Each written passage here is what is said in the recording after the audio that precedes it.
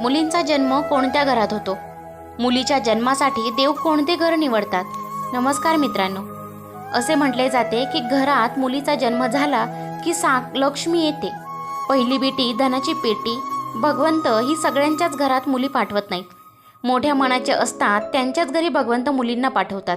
त्यांचे मन लहान असते, मोठ्या मनाचे असतात त्यांच्याच घरी भगवंत मुलींना पाठवतात. त्यांचे मन लहान असते, जे मनाने लहान असतात अशा लोकांच्या घरी भगवंत कधीच मुलगी पाठवत नाही. ज्याची देण्याची दान करण्याची नीती असते अशाच व्यक्तींच्या घरी मुली जन्म घेतात आणि त्यामुळेच त्यांना कन्यादानाचे पुण्य मिळते. एकदा स्वामी विवेकानंद वैष्णव देवीच्या मंदिरात दर्शन घेण्याकरता जात असताना त्यांना वाटेत एक शेतकरी दिसला. शेतकऱ्याबरोबर 2 मुली होत्या. तिला त्यांनी खांद्यावर बसून घेतली होती. दुसरे मुलीचा हात धरून ते डोंगर चढत होते. तर स्वामी विवेकानंद त्या शेतकऱ्याला म्हणाले, बाबा कुठे जात आहात? तर त्या शेतकऱ्याने सांगितले, मी देवी यांच्या मंदिरात दर्शनासाठी जात आहे. त्यावेळी स्वामी विवेकानंदांनी त्यांना सांगितले की तुम्हाला त्या मुलीचा भार झाला असेल, असे करा, माझ्या खांद्यावर तिला द्या. वरती मंदिरात गेलात की तेथे मी तिला तुमच्याकडे देतो. त्यावेळी त्या शेतकऱ्याने इतके सुंदर उत्तर दिले की अहो स्वामी, मुलगी कधीही वडिलांच्या खांद्यावर भार असत नाही. उलट मुलगी वडिलांच्या खांद्यावर असते तेव्हा वडिलांचा भारही हलका करीत असते. अशा असतात मुली. मुलगी ओझे नाही. त्या माणसाला मुलगी ओझे वाटते तो मनुष्य बाप असूच शकत नाही. एकदा मुलगा आईवडिलांना आपल्या दुःखात बघू शकतो, परंतु मुलगी कधीच नाही. आईवडिलांना थोडेही दुःख झाले तर मुलीचे हृदय कासावीस होते. जोपर्यंत मुलगी घरात असते तोपर्यंत ती घरात बागडत असते. परंतु एकदा का ती लग्न होऊन सासरी गेली की आपण फक्त तिची वेळोवेळी आठवण करत राहत असतो. जोपर्यंत तिचा विवाह होत नाही तोपर्यंत वडिलांसमोर बसून जेवण करेल.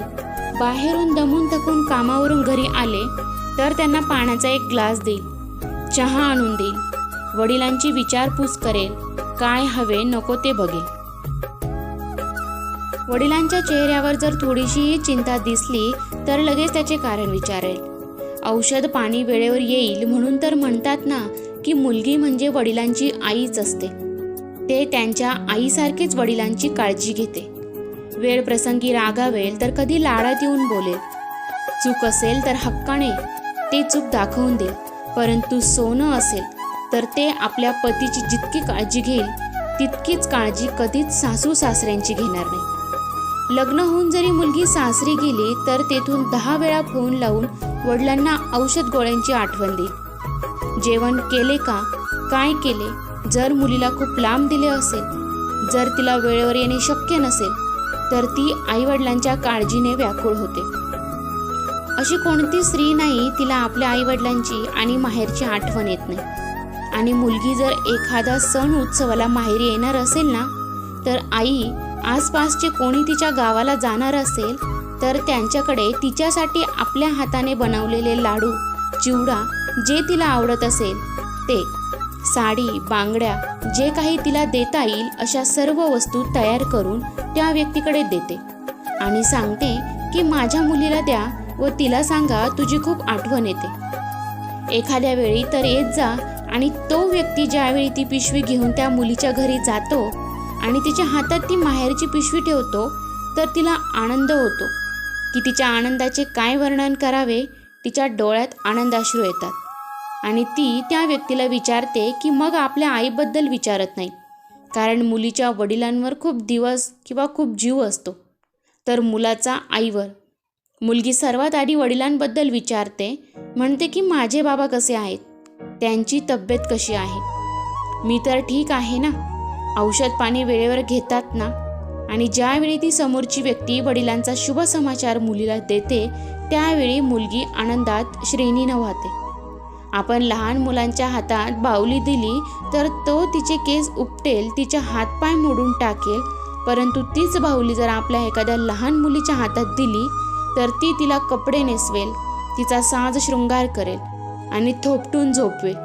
म्हणजेच मुलीमध्ये उपजतच माया असते.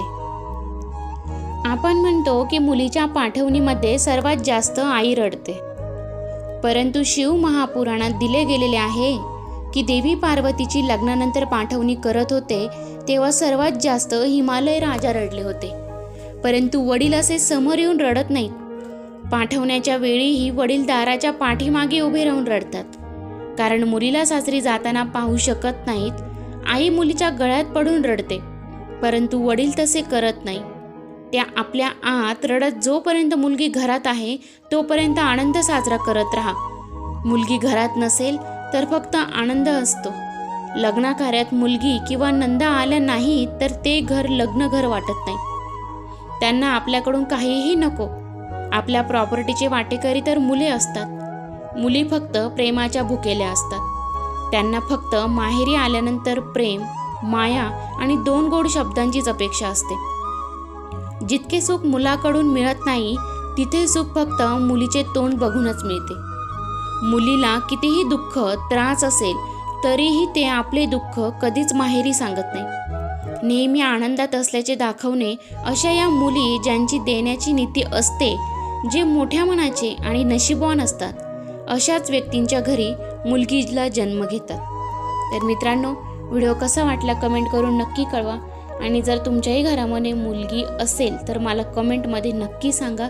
आणि जर व्हिडिओ आवडला असेल तर लाईक करा, शेअर करा। जर चॅनलवरती जर तुम्ही नवीन असाल तर चॅनलला सबस्क्राईब करायला विसरू नका। धन्यवाद।